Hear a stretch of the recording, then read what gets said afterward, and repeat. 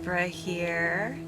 I am out here in the polytunnel this morning and I have a few chores I have in mind to do, and I thought I would bring you along with me. The temperatures have been dropping down, high 30s, 40s at night, and my peppers, this raised bed over here, the peppers are definitely feeling it. So I'm gonna go ahead and harvest what I can, and I'm gonna clean this bed up. Once I finish that, I want to re-amend the soil, so I'll top it off with compost and extra topsoil, and I am going to go ahead and put a mixed variety of cover crop seeds on there and get those going for the winter. Come along and I'll show you some of the things we'll do. So this is one thing, and then another thing I really want to do is it's time to get this polytunnel tidy. So I am going to go, there's some things that are on the floor on these wooden boards that I'm going to just pick up and put into storage, and I'll probably give it a good sweep.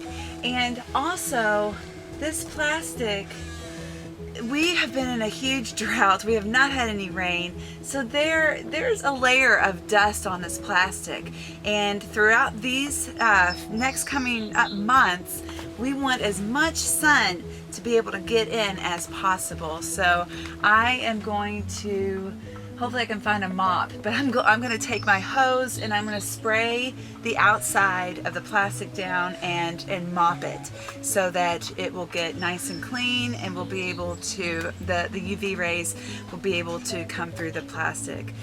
Because when you have a layer of dust like that, it blocks a significant amount of sunlight. So like I said, we're going to need as much as possible this at the end of this fall and coming winter. See these peppers here? You can kind of tell the leaves are kind of looking mopey, and I still have some peppers, but they're starting to look a little sad. They're getting black, turning black, and we had a good freeze. I think it was last week, and so they're ready. It gets cold here in the polytunnel, and they definitely do not like the cold weather. So we'll just go ahead and harvest all of this and clean this bed up. So I'm gonna take all of the peppers that are still edible, that haven't turned black, that haven't been damaged from the cooler weather, and I will go ahead and preserve these. Doc is pretty loud today, huh?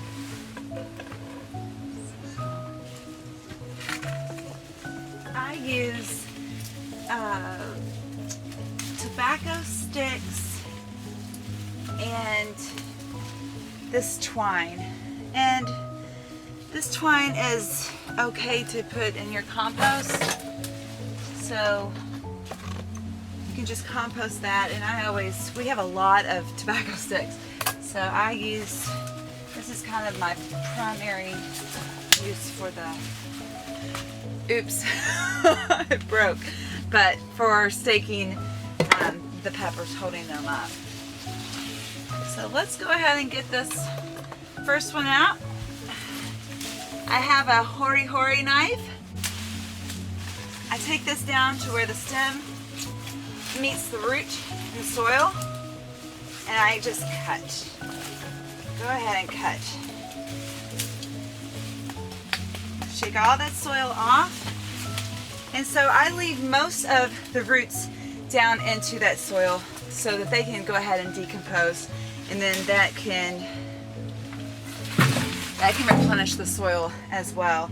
And then that way I'm not taking hardly any soil from the bed.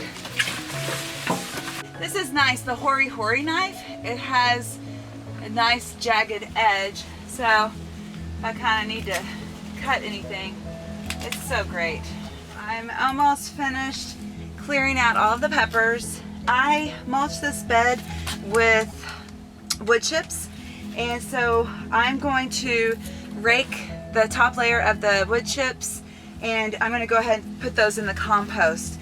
I have read that it's not ideal to blend it into the soil. I believe that wood chips, I believe that they absorb nitrogen and can take away from your next crop that you put in. So I definitely don't want to risk absorbing too much nitrogen that's in the soil. So I'm going to rake the wood chips out, and then I'll throw a layer of, I don't really need any topsoil for this. This did really well. I think I'm just going to do a layer of compost, and then I'm going to sprinkle on my cover crop, give them a good water, and call it a day on that part.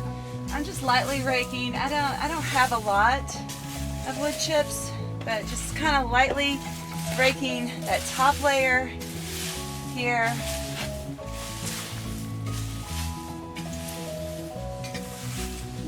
They did so well. This is the first year that I used wood chips to mulch with, and they did a great job. They kept, you know, here in the polytunnel in the summer months, it gets hot in here, and the soil dries up fairly quickly. And the mulch, I have to say, was a great addition to help keep the soil moist and those root balls taken care of. So I'm really pleased. I definitely will be using the wood chips again. It doesn't matter if you don't get all of the wood chips. It's just get the majority of it if you're using them, so that it's not all blended in.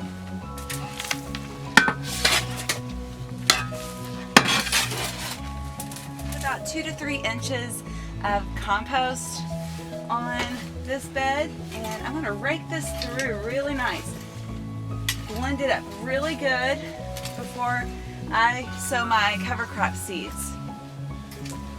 Alright, so I have the soil nice and saturated. I like to water the soil first before sowing seeds. And here I have a 5-pound bag of garden cover crop mix. What I like to do is I'll just take a handful of these, and I'll just sprinkle them on. I like to rough up the soil a little bit, get the seeds covered, spread them out.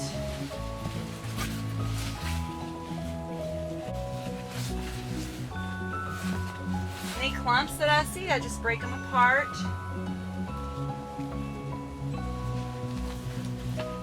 This is basically rebuilding the soil and fertilizing the soil,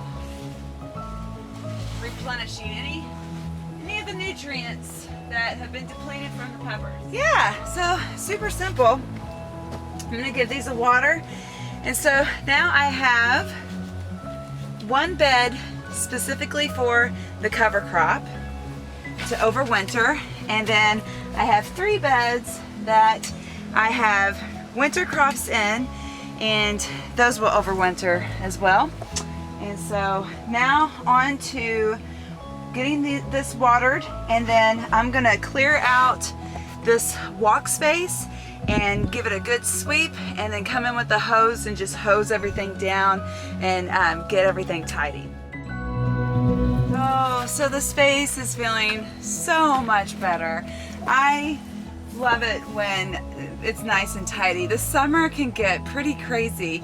I put tomatoes over here, and then of course the peppers were on this side, and it was just a huge jungle over there. So it's really nice to create more space, and it just looks so nice. I'm going to get the hose and rinse the polytunnel off and give it a mop. I'm gonna mop it with a, you want to use something really soft, so I'm going to mop it with a a dry mop, but I'm actually going to get it wet, and I'll use a bucket of water and just a little bit of Dawn soap. And then a really important thing to do also this time of year is to inspect and make sure to find any rips in the plastic, and that way we can tape them up. I have an agricultural tape that is pretty much the same as this plastic, and so that can just go right over any tears or rips that may have happened over the summer.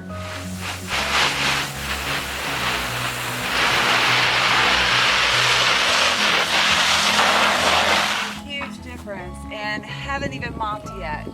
So this was definitely a much needed thing to do for the polytunnel.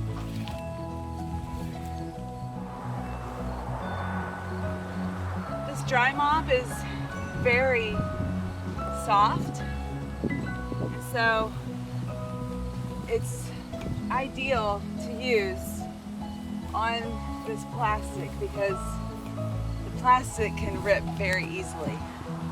So you want to be as gentle as possible, just removing the dust. Ah, I see a cabbage moth in there. They're still out. They're still out and about. Loving all my co-crops. Yeah, easy peasy. This doesn't take long to do, and just a great way to, yeah, that's pretty dirty. It's a great way to,